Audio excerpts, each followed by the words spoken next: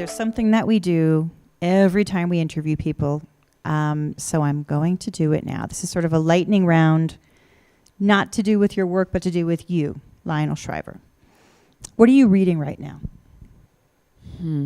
The truth is that I'm reading through back issues of The New Yorker. Why do you say that so abashedly? There's nothing wrong with it. Because I'm supposed to have, this great novel on my bedside table, but right now I've got this huge pile of New Yorkers on my bedside table. And anybody who subscribes to The New Yorker knows exactly what I mean. They're always stacking up, and they're always making you feel guilty. And you have to read them. Yes. But I don't think you always have to have the great novel. I very often will sit down with back issues, and by back I mean 20 years ago issues of Bon Appetit, and read recipes because my brain isn't functioning for anything else. Okay, so what are you watching right now?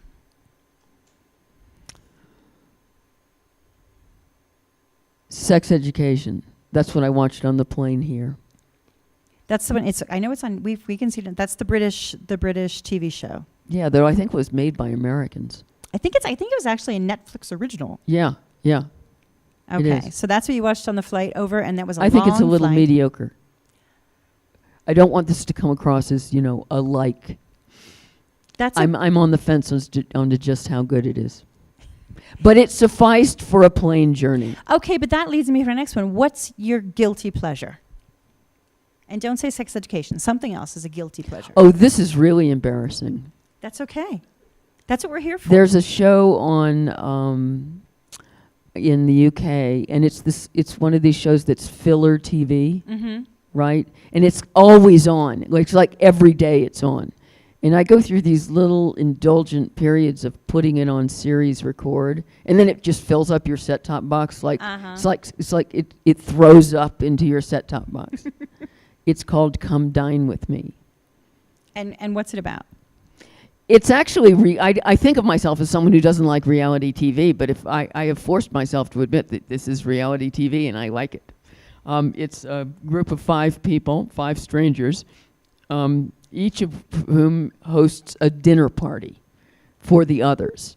And then they rate each other at the end of the evening on how good the hospitality was and whether the food was any good. And I'm a cook, and I have always, you'll find this it's all over my books, that the way people express themselves through food and cooking and what they like and what they can't stand.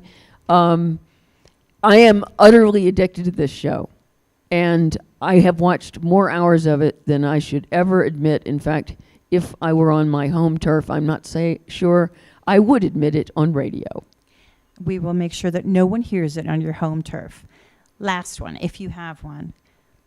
And this is, I'm using this very 21st century verbalization. What are you obsessing about? Is there anything that has you obsessed right now?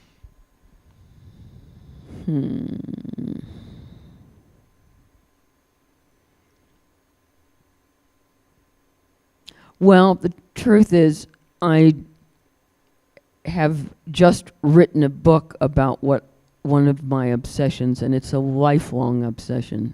And what's that? Exercise. So you're, okay, so I know you got off a plane and exercised here in Bogota, which is kind of impressive. And actually it didn't make me feel very good because I think it was the altitude. Altitude will do it. Yeah. And a lot of times people don't realize it until they start to exercise. But it's an obsession about which I am ambivalent. And how can you be ambivalent about an obsession? Because maybe it's disproportionately important.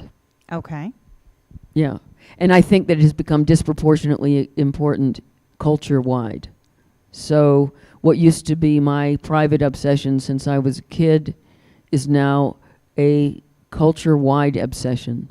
And when it's writ large like that, I am uncomfortable with it. Well, because it's not yours anymore. First of all, it's been stolen from me. Mm-hmm. And secondly, it isn't that important. That is, it's mechanical. It's not spiritual. And it's being sold lately as spiritual. There are an awful lot of people now for whom exercise is the most important part of their life. And that's, that's a bridge too far even for me. I mean, I spent an hour in the gym. I didn't spend all day there. Mm-hmm. And if you were to not go to the gym tomorrow, would you feel it? Would you regret it? Would you miss it? Or would you be like, I'll go tomorrow?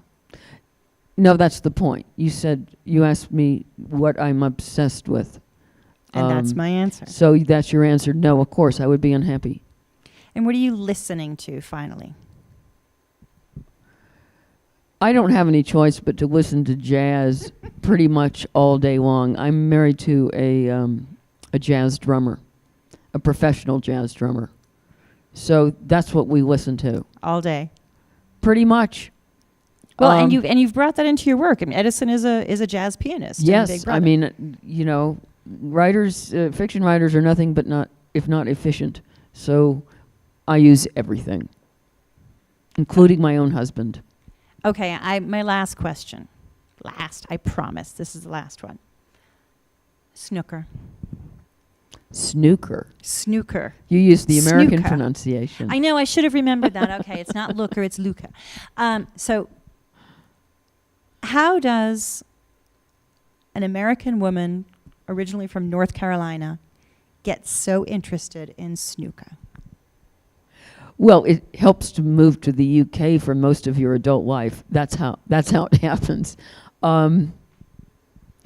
There's something very soothing about snooker. I love the sound of it, the little pock pock. It's one of those rare sports that, aside from the sound of the balls and the ricocheting around, it's conducted in perfect silence. It's so respectful, and therefore it doesn't have that harassing quality that you get from a lot of sports that are, all the people screaming, and because the audience is supposed to be pin drop silent, and if they say anything, they get in trouble. And so it's very restful to have in the background. And also, you used the word elegant earlier in this interview. It has an elegance, and therefore kind of balance and beauty and rhythm is an element of dance to it, and almost poetry. I just found it. I came to find it mesmerizing. And used it so tremendously well in The World Post-Birthday that now I actually am trying to find out how I can watch it on TV and maybe find a Ramsey. No offense to my husband. Lionel Shriver, it has been amazing to meet you. I have to say I was a little intimidated when I knew I was going to meet with you because I admire your writing so much. Well, thank you. It's really been a pleasure to talk to you. And we're going to keep talking later on. I hope Thank you. so.